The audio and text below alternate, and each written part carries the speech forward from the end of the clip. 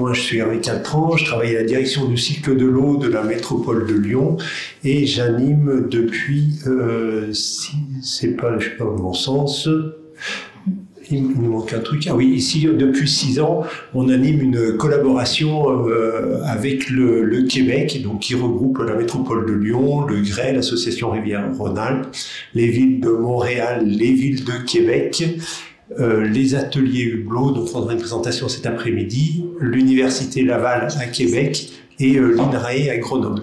Et dans le cadre de cette coopération, donc on travaille essentiellement sur la gestion des eaux de pluie en ville et sur la restauration des milieux aquatiques, avec beaucoup d'échanges d'expériences, et on intervient aussi sur des webinaires, en général un par an, dont le prochain sera le 22 mai, donc sur lesquels on aborde les projets d'aménagement ou des projets de recherche sur la gestion des eaux pluviales et la restauration des milieux aquatiques. Et puis on a un baladaroche. Donc baladaroche, c'est comme un balado, un podcast, mais c'est portugais. Non, je plaisante, c'est un balado qui va sortir bientôt, qui s'appelle Où va la pluie. Donc là aussi des expériences d'aménagement en milieu urbain sur la gestion des eaux de pluie. Donc toute cette journée aujourd'hui, c'est ce qu'on va présenter. Donc cette coopération franco-québécoise est financée par le Fonds franco-québécois de coopération décentralisée, donc avec une participation au niveau du Québec du ministère des Relations internationales et de la francophonie, et pour la France du ministère de l'Europe et des Affaires étrangères.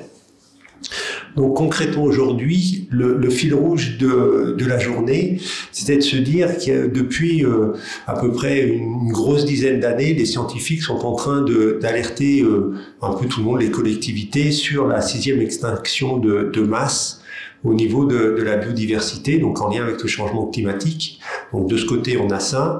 De l'autre côté, on a un concept qui est en train d'apparaître, ou qui est apparu relativement fort. Donc c'est les solutions fondées sur la nature, un concept qui a été développé par l'Union internationale de conservation pour la nature. Donc ces deux concepts, quand on les regarde et qu'on regarde leur impact sur ce qu'ils ont pour les collectivités, sur la gestion des eaux de pluie, donc cette question de la biodiversité aujourd'hui est relativement bien prise en compte quand on va travailler sur des ouvrages de gestion des eaux de pluie. Donc c'est ce qu'on verra cet après-midi, les présentations faites par Québec, par les ateliers Hublot, et ce matin par Montréal. La définition du concept et le maintien de la biodiversité locale, donc ce seront des présentations qui sont faites maintenant, ce matin. Et l'autre question qui se posait, c'est ça fait des années et des années, ça fait une bonne quarantaine d'années qu'on travaille sur les ouvrages de gestion des eaux de pluie, et donc on se retrouve en périphérie des villes avec des gros bassins, et qu'est-ce qu'on va faire de ces bassins qui ont juste été traités pour une question hydraulique, sur lesquels on n'a pas regardé la biodiversité. Donc est-ce qu'on peut réintégrer des problématiques de biodiversité? Est-ce qu'on peut réintégrer ou réinterroger le concept de solutions fondées sur la nature sur ces ouvrages-là? Donc c'est ce qu'on vous présentera aussi. Donc ça c'est le fil rouge, c'est ce qu'on a décidé de travailler toute cette journée. Et donc le programme d'aujourd'hui, on va finir l'introduction. Donc il y aura une première présentation de Marion Poncet qui nous parlera de ce concept fondé sur la nature, qui est quelque chose de très travaillé. Et on voit beaucoup de choses aujourd'hui qui s'appellent solutions fondées sur la nature qui ne le sont absolument pas.